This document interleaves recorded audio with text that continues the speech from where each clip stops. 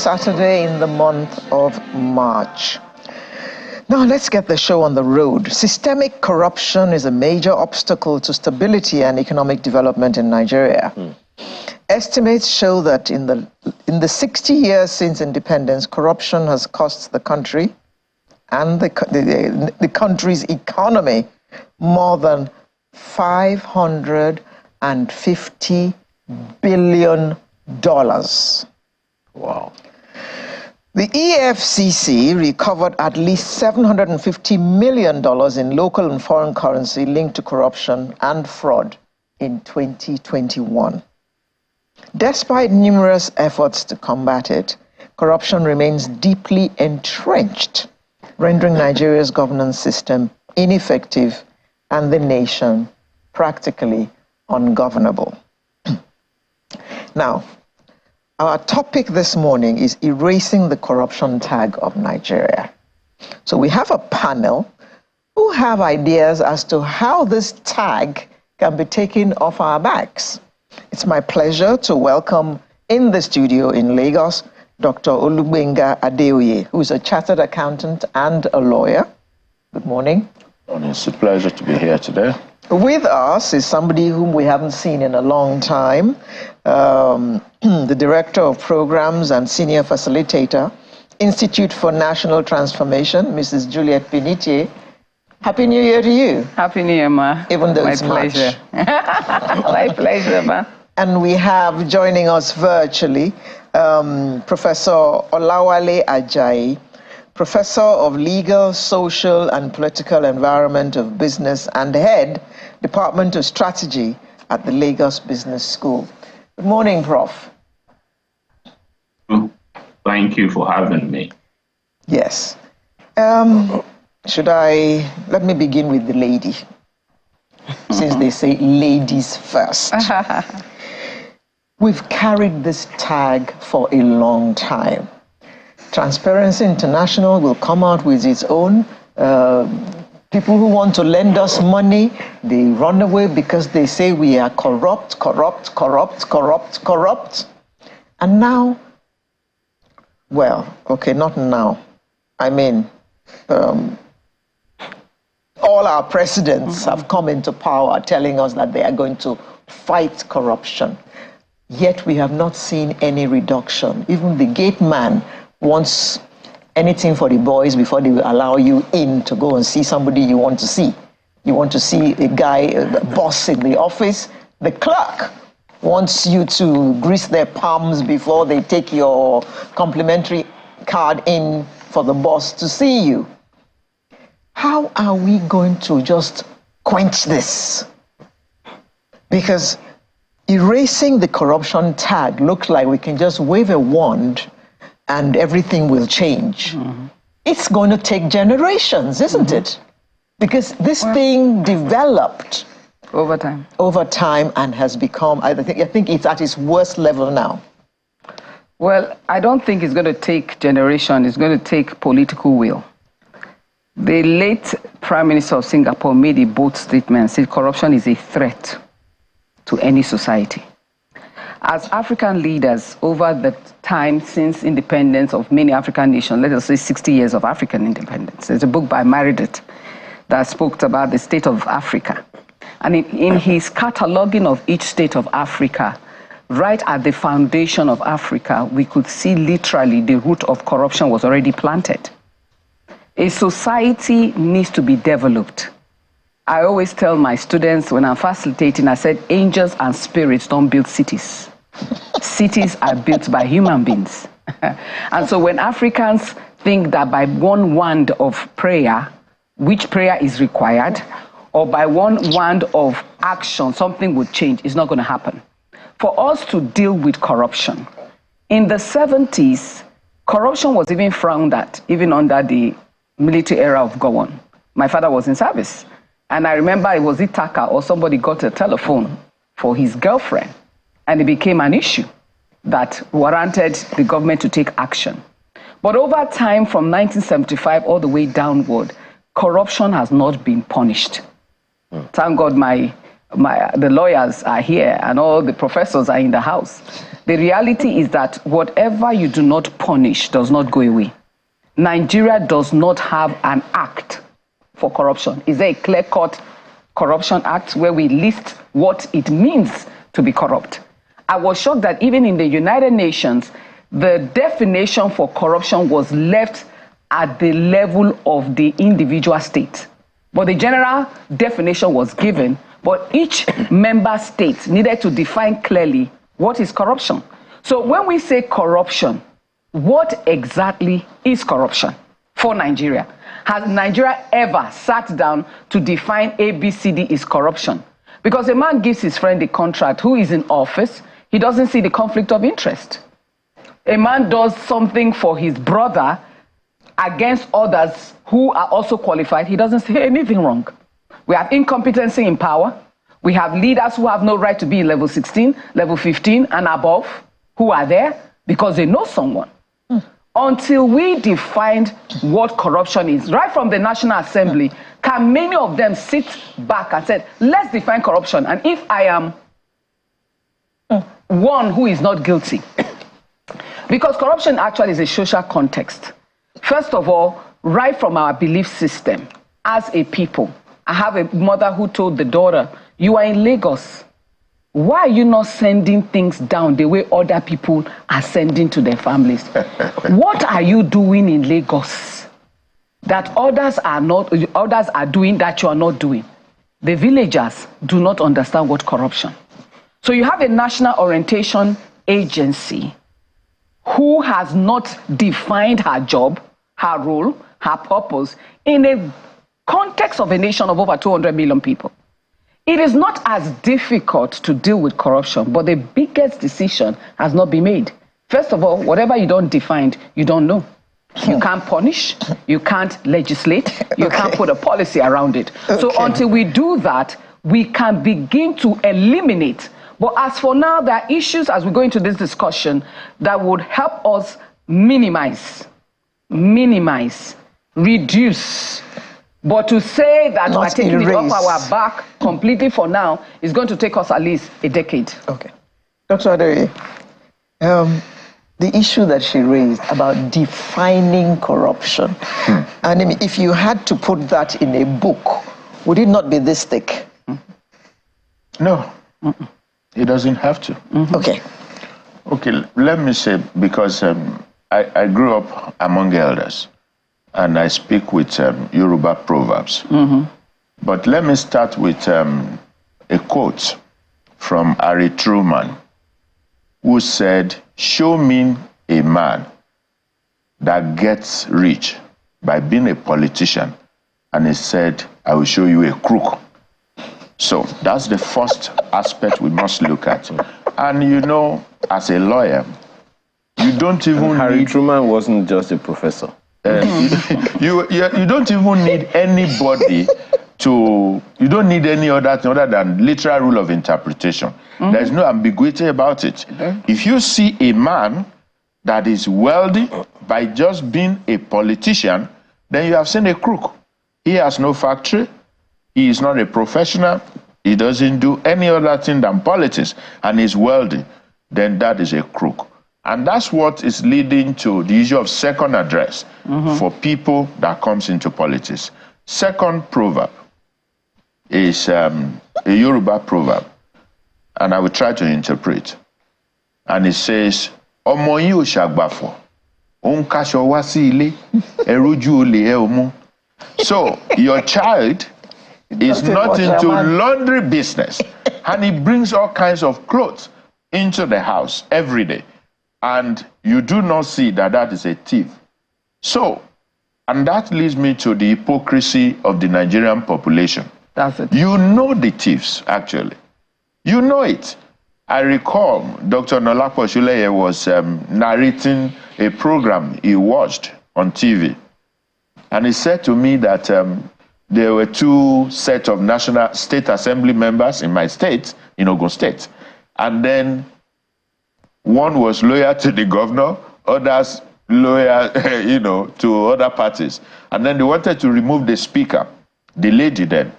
And then those that were loyal to the governor, they were talking on television. And they said, When we came to this state assembly, we were on bedroom slippers, and all of us now, we have tear rubber. Now, and he said to me, Gbenga, he said, as much as he supports that governor, but he's worried that people who were on bedroom slippers suddenly have tear rubber by being in the state assembly. So, and that's the issue of Eruju Oleomo. You've seen it, too. The third one is Gandhi. And Gandhi said, one of the social sins on earth is wealth without work. Yeah. Now, the value system leads me to J.F. Odunjo, who said, Ishe logun ishe. He said, work is the antidote to poverty. Múra síṣẹ́ ọ̀rẹ́ mi, work hard, my friend. Ishe lafin denigiga. It's through hard work that you can become great. And it says further, Ya rele lowolowo, your mother may have money, and your father may be wealthy. If you rely on them, you will soon be ashamed. That's it. And then it says further that a child that is roaming around not working is going to cry at the end of the day. Now, what does this leads us to? The value system. Politicians who do not have known address of business suddenly become billionaire in office. Then that's the problem. So, the issue of wealth without work as a social sin, and then you not being able to substantiate what you have from proceed of genuine business activities is enough reason for you to be kicked out of office. So we cannot talk about how this corruption is done and what we can do about it unless we get this value system right. That, Mr. Man, what are you into? You are riding a car of 300 million. Your house worth 3 billion. But the question sometimes, what is your business? Doctor, the challenge sometimes is who is going to do the asking? That's the thing. You know, let me ask Prof. You know, thank you, Alero, for even identifying the fact that corruption is like a beautiful woman. It is in the eye of the beholder.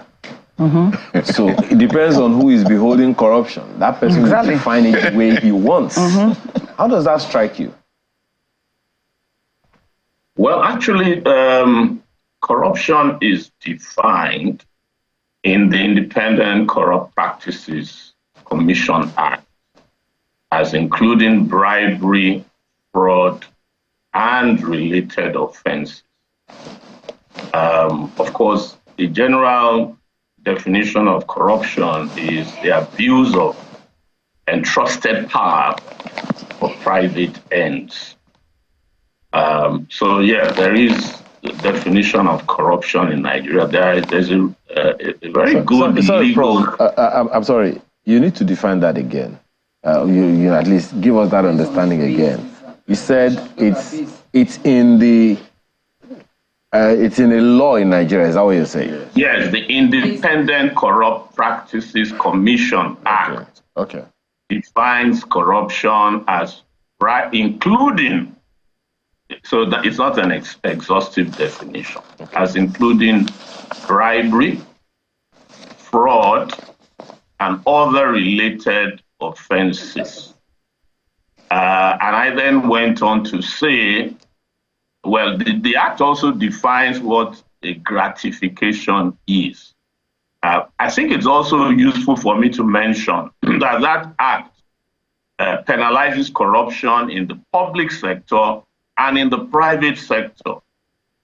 It's interesting that it is an offense under that Act to refuse to give information that someone asked you for a bribe or that someone offered you a bribe. Oh, you know, so the law is quite clear and explicit as far as corruption offenses are. Of course, we also have the EFCC Act, which is concerned with economic and financial crimes, and that basically goes to offenses that impinge on the economic integrity of the or are also meant to house it for private gain. It lists a long list of things that amount to economic crime.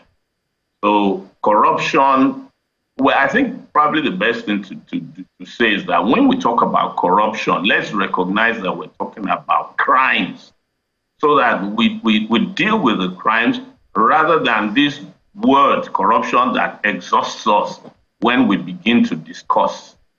So the important thing is to enforce the law on this type of criminal behavior. Having said that, it is also useful to mention the fact that corruption is not merely an issue of moral failing. It is also an issue of the institutional structure of the society. In other words, if you do not enforce laws, then deterrence will not be instituted, so people will feel encouraged to be corrupt. If the economic incentives sort of predispose you to be corrupt, you'll be corrupt, whatever society you happen to be in. So now, okay, go ahead, sir. Go ahead. Yeah, I'll finish on this. You know, when Nigeria had NITEL, and we had only about 450,000 lines or whatever it was, it was a lucrative industry to, bribe to get a telephone line. Of course. But when, things were liberalized, we brought in the telcos. There was a market in that regard. I mean, you can get a SIM card for free. Not that there won't be corruption, maybe there's regulatory corruption and so on. However, it takes away the incentive for people to be corrupt, which is what led Christensen, Ojomo, and Dillman in that book, The Prosperity Index, to say corruption is not the problem. Corruption is actually being used by people as a solution to systemic inefficiencies in the society. And that societies move from overt and unpredictable corruption to covert and predictable corruption before they finally become what is called a transparent society. But even in the transparent society, it's usually that corruption is sophisticated. It's not that it completely is eliminated. Yeah, Prof, what we're talking about is the tag that is seriously maligning the image of Nigeria, and so much so that there was this video making the rounds about some fellow imitating the identity of former president of the US, Donald Trump, talking about how the Naira is falling and giving that image that is incredibly horrible about our country. Now, from all that we know, there are laws. I mean, you've just quoted two of them, the EFCC Act, the ICPC Act, and all of that. Do you think we're doing anything systemically to combat not just the act of corruption, but the image, the image of Nigeria that it is denting? Do you think we're doing anything systemically about that? Well, we have efforts in place, but they're dysfunctional. Of course, we've had EFCC, we've had ICPC. And by the way, the only reason why we had this commission was because the police could not apparently deliver the goods because, bribery and, all those extortion, was fraudulent false accounting, all those definitions and offenses are also contained in the criminal code or in the penal code, as the case may be. And so effort has been made to frontally tackle crimes of corruption. Now, it's a moot point how well EFCC has done, how well ICPC has done, but I think it's very clear and in fact, Nigeria's perception, corruption perception, using the transparency index has hardly moved very much. I think the last we had maybe last year was 145 from 150 nations. So you need a systematic effort to deal with corruption. So making sure your economic system does not incentivize corruption will go a long way in fighting corruption. Making sure that leadership sets the right example, whether it's political leadership, traditional leadership at the level of the home, sets the right example. Making sure there is rule of law. I want to mention Botswana in Africa. It's a country that is a middle-income country. It's a country whose leaders have placed themselves under the law. In other words, it's the discipline of subjecting themselves to the rule of law is something they have done in Botswana. Whilst it's not a paradise, Botswana is very much an example and a benchmark for African countries in terms of how to ensure that the issue of corruption is minimized. So even our traditional, our culture, all those type of things need to be aligned and right. I'll just end by saying if leadership sets the right examples, if our economic models are right, if law enforcement is right, if we encourage freedom, we encourage rule of law, so then we will find that there is corruption is actually being gradually minimized. Okay. Dr. Adeye, Prof spoke earlier about the ICPC Act and spoke about the one who is receiving and the one who is giving the bribe, and if they report it, what should happen. And it reminded me of the celebrated case of Miss Otte, the Security and Exchange Commission at that time, who confronted a lawmaker on national television. And as far as I remember, nothing happened. Or am I wrong? You're off your mic. Oh, my mic is off. Okay. You see, Prof has spoken well. Prof has quoted the law. But the law itself is not our problem. The law that is in place. The problem is actually the people. You just quoted an example, and I remember talking to that woman in Washington about that event, and we all laughed over the matter, The issue is this, and I will give you an example. Justice Bakre is still alive, 92 years old now. He said he was working with the Nigerian Railway, I think maybe in the 50s or so, and then one day, proceeds of corruption were gathered, and then he was given some money.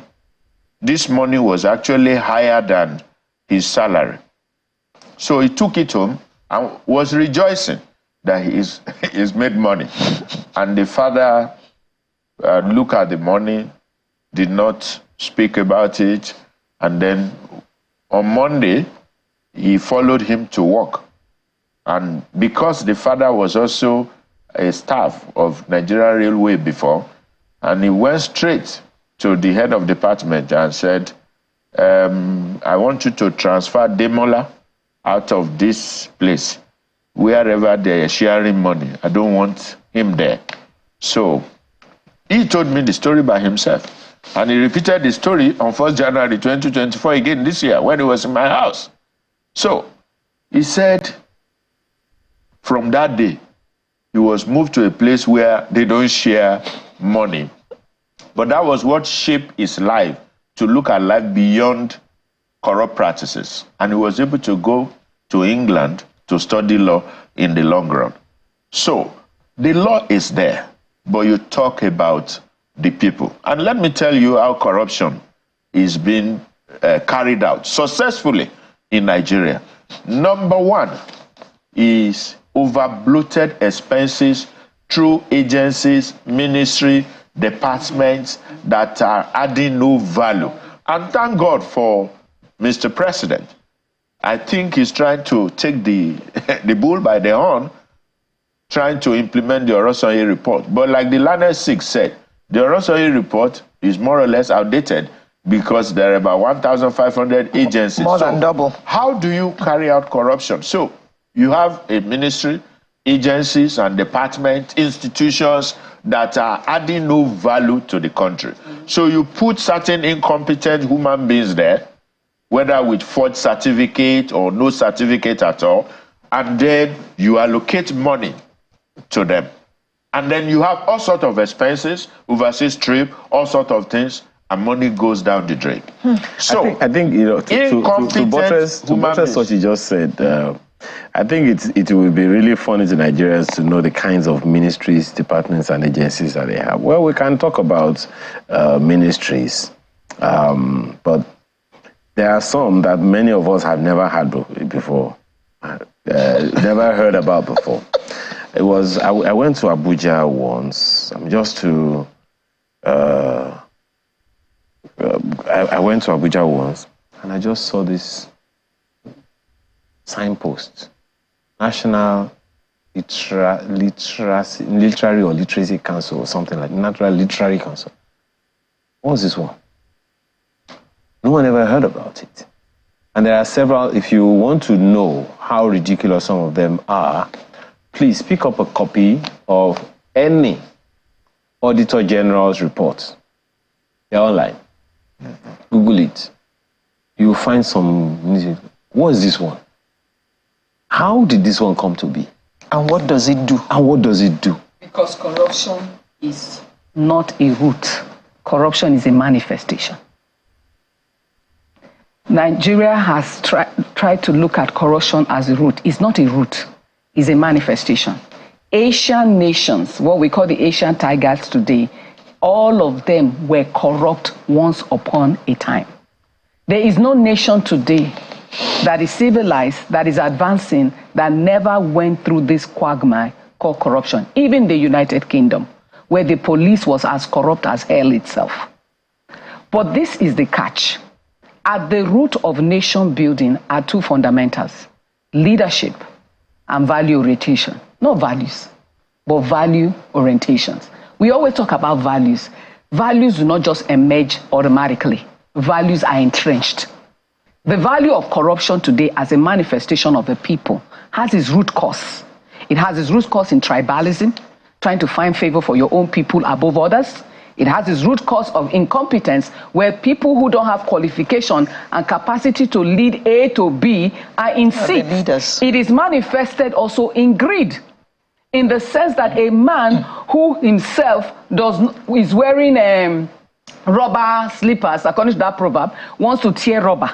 Why do you want to tear rubber? What is the value between understanding that work matters, that investment in time, energy matters? Those values are not there.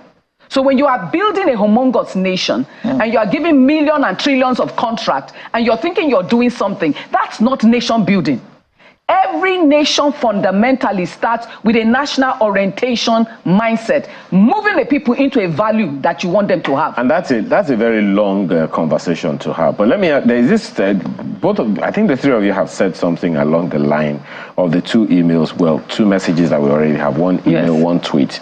The email is from Emmanuel Daudu, who wrote from Ikeja, saying the preponderance of corruption in Nigeria is an indication of a weak nation. Yes. The propensity of the political class to be corrupt is fueled because there is no punishment for corrupt practices. Period. From the beginning. The repercussions for corrupt practices in Nigeria does not serve as a deterrent to would-be corrupt practices. Hence, the Nigerian state is eternally enmeshed in destructive systemic corruption. I actually started that because it was something that you said. You said deterrent. Learn from the Chinese. You said the deterrent. Yeah. The word is even worse when we say there is no deterrent to corruption.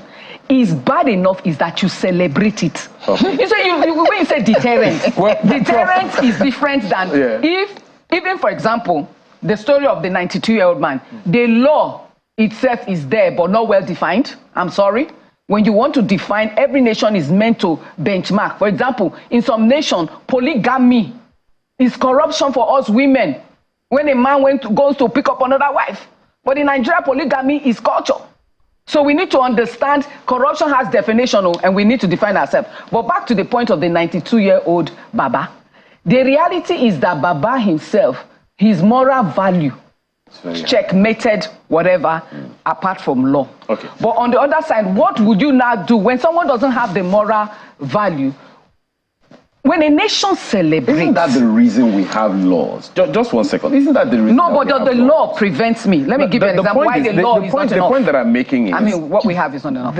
And I think it's proper. So let me go back to you. Yes. We have the laws. The laws are explicit. They are unequivocal.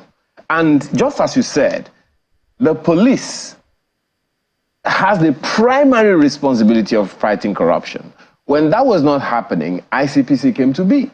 When it seemed like some political systems kind of brought down the teeth or the bite of the ICPC, ICPC doesn't talk about lifestyle. Came to be as well. So the lifestyle. The laws are there. What is the challenge? Well, okay, the law is just one aspect, and I prefer to talk about fighting crime rather than say corruption. But when you say corruption, you get tired. If you enforce law against crime, then it's more a business-like thing, and people cannot get away with euphemisms. But so that's just one side. As has been said, corruption is systemic. In fact, it's probably correct to say it has become an institution, or it has been institutionalized. In other words, you do not normally get things done except you recruit corruption. So that tends to reinforce corruption in the system. So and don't let's talk about corruption in the public sector. There's corruption in the private sector. Yeah. There's corruption in various sectors. And we came from cultures that, until some time ago, celebrated integrity and honesty.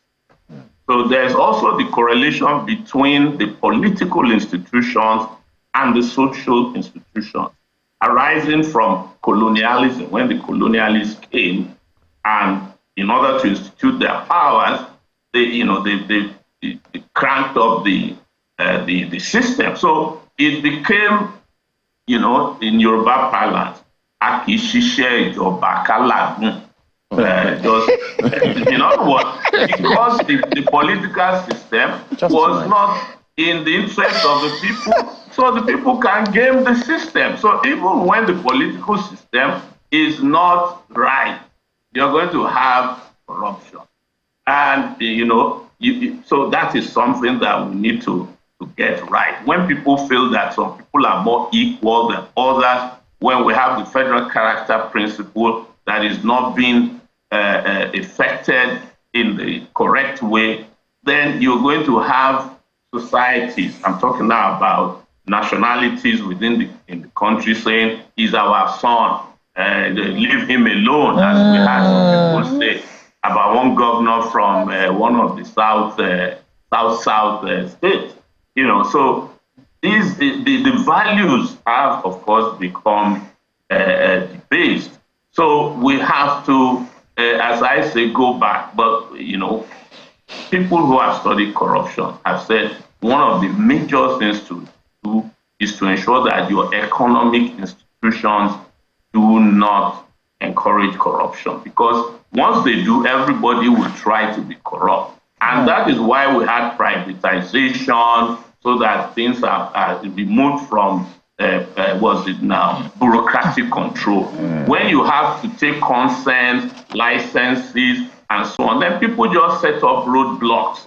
So these are some of the things we would need to more readily institutionalize. Even the judiciary has problems, in terms of delay, in terms of corruption, but that's not to say it's wholesale. That not necessarily every judge is corrupt. Some of those some of the corruption has to do with antiquated or inefficient processes and procedures. These are some of the things that have to be dealt with. And I would say that corruption can be dealt with and should be dealt with.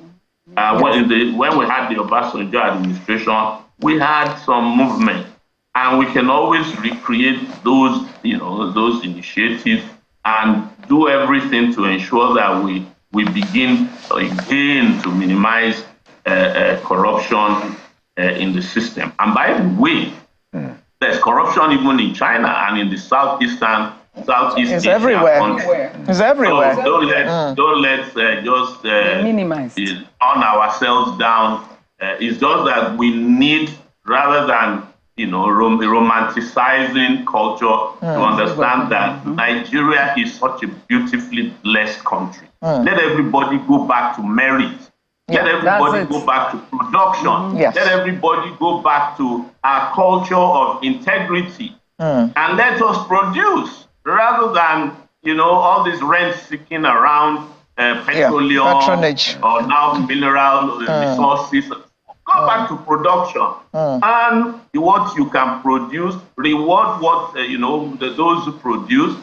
And, there's a world to conquer out there. Nigerians are really very entrepreneurial. Get government off their back. And we'll see things change. Thank you. Okay. Dr. Adeye, let me bring another angle into this. Do you not think that our systems also encourage corruption? Like Ayo said earlier, the police is the major agency of government supposed to fight corruption.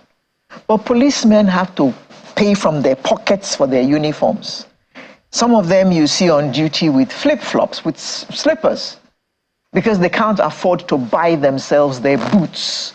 Minimum wage is 30,000 naira, approved by government. 30,000 naira. That only says to me, I'm asking you to go and make money to live any way that you can. Because I know that 30 naira ain't gonna feed you and your family and pay your children's school fees. Carte blanche.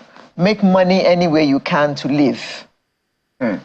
You see, the system actually encourages corruption. When I was in law school, the criminal law lecturer was talking to me privately one day, and he said he was in court, and he saw retired judges filing applications in court to claim their retirement benefit. Then there is a problem. So what that means is that when such a person is in service, he's going to think of, how do I survive after now? How does corruption happen in Nigeria? Artificial contract. Channels, grading of Channels Road to Abeokuta, and there was no road as such. Somebody collected money. Channels Road to Abeokuta. Yes, grading, is not asphalt. Grading of Channels Road to Abeokuta. Nobody bothers to find out any road as such. Over-invoicing. Artificial is different. No contract at all. The money goes out. Over-invoicing. Now, the people that are working, they are no longer encouraged.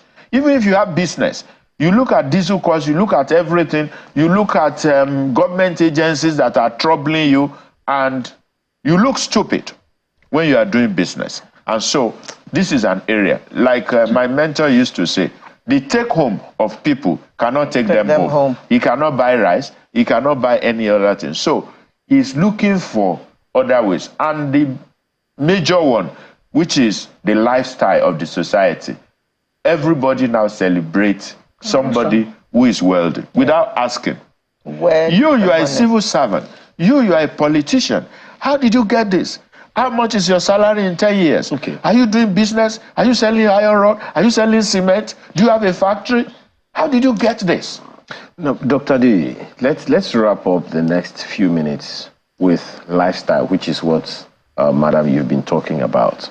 Because, and I've said this, I say this all the time, the people who are in government today, be it as civil servants or whatever,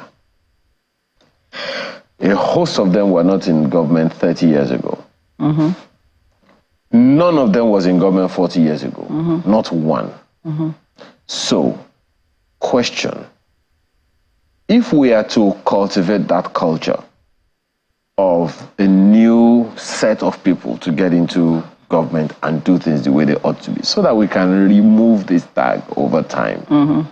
Because, madam, you said it's going to take 10 years. No. No, the basic can take 5 years, but generally, the new society. Take, for example, the president right now, the ball is in his court. He's the #1 chief officer. No, the point that I'm trying to make is, I mean, I'm just talking about in government. Yes. But as we all know, it's in private sector.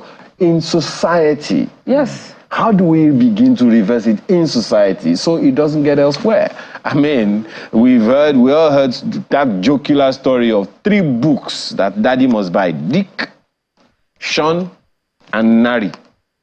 There are 3 different books.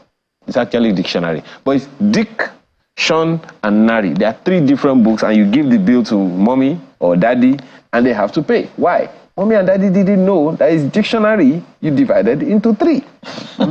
So, how do we begin, particularly systemically, to reverse this trend? There are many ways to deal with corruption in society, but fundamentally for Nigeria now, if you're looking at the now time, there's no other way, but it has to cascade from the presidency down now, for us to begin to minimize. One other way also is the religious sector, whether the Islamic sector and the Muslim, what they are teaching their people on the pulpit. Fridays and Sunday matters. Number one, a nation that must advance must be practical, pragmatic, must understand what do we have. We have 200 million people. We have the elite class. We have educated people. But what system have we built to harness it? For me, when we talk about deterrent of corruption, the people who need to do this job, they themselves need to be rehabilitated because they don't have the capacity. Lin Kuan Yew dealt with police, dealt with custom officers, dealt with traffic police, dealt with everyone who had contact with issues that has to do with bribery and corruption. The face of it. Number 2, he said people who cannot live by the means of their salary. No nation can prosper without an hourly salary. You can't do monthly salary. You cannot. The value of 1 hour must be understood as a nation. As long as you do bulk 30 days, a man disappears half of the 30 days and he wants to be paid. So you need to go back to certain laws with labor. Labor themselves need to deal with corruption. Government, but for today, if you want corruption to disappear in 4 years, 5 years, it's going to start from the presidency. I was speaking to Dr. Adejo here. I said, the president, the office of the National Orientation Office should be under the presidency. If he wants this thing to change, we can do it. Cascade to the schools, cascade to universities, cascade to churches, cascade to the institutions. Begin to put time clock. You know the time clock you put for resumption and closure, and stop stealing government time. Be clocking. Begin to have computerized systems of payment. Know where money is moving, where money is coming, who is being paid, and for what. And again, these 2 laws that has been cited does not talk about lifestyle. If I drive a car tomorrow, EFCC does not stop me and ask me, especially even being a female, where did I get my big car? But in the US, when you begin to have a certain lifestyle, the torchlight is going to beam on you. Say, how did he get that money? Starting from taxes. They will have finished investigating you before you even know. So that's the issue. So these are the issues that are at hand. So if we want to deal with it now, we have to start from up, down. But nation either starts this way or a revolution upward. Either way, it has talk about the lifestyle ambit, because that's what I'm really interested on the lifestyle issue. Like I said, you don't have a factory. You don't have anything you are doing. And you are rich. You just do 8 to 5. And then that is if you do 8 to 5. And that's if you do 8 to 5. It's a matter. But this is going to be difficult because the cost of getting into political power is bogus. Yes. The other day I was listening to a man in Edo State, and he just spoke about, I paid 10 million for the form, and 40 million for expression of interest, either of the two, 50 million, just because I want to serve my people. Now, is it everybody that can raise 50 million? No way. No, these are issues.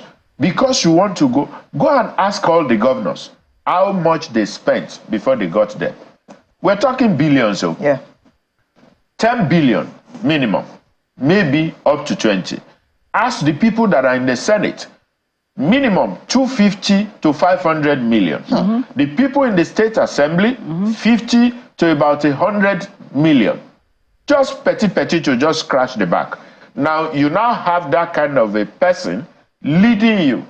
The first thing is going to apply is the accounting principle of payback period of investment.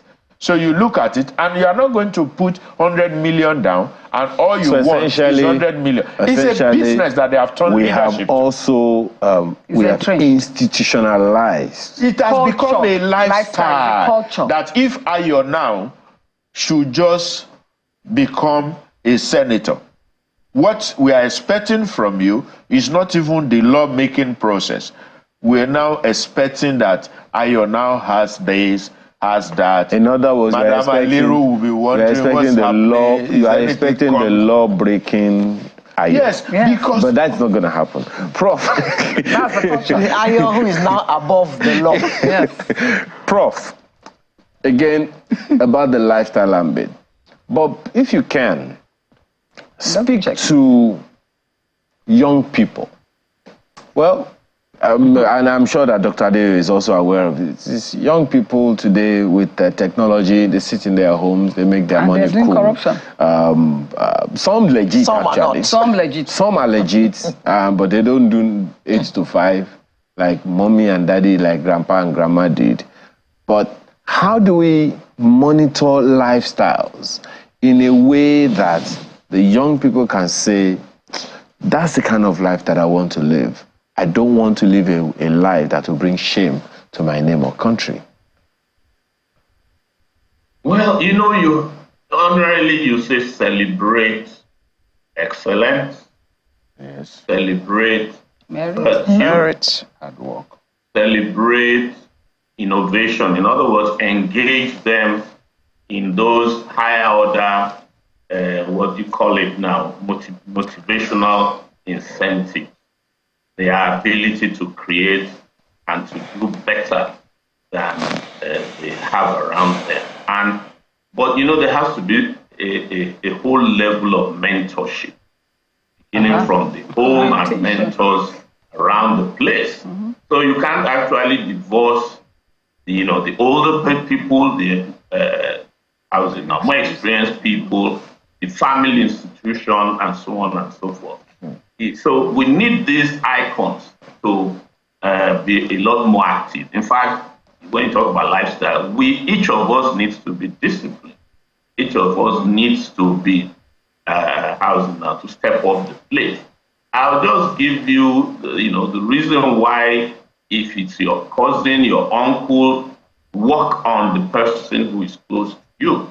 When I was in the secondary school and there was an explosion of frog menace, I had an uncle that would just appear in the boarding house and just speak to me for about 30 minutes to 1 hour. He never directly said, "Oh, there's drug menace, don't take drugs." He would, after gisting, he would now say, "Well, some people were brought to the psychiatric ward just last week.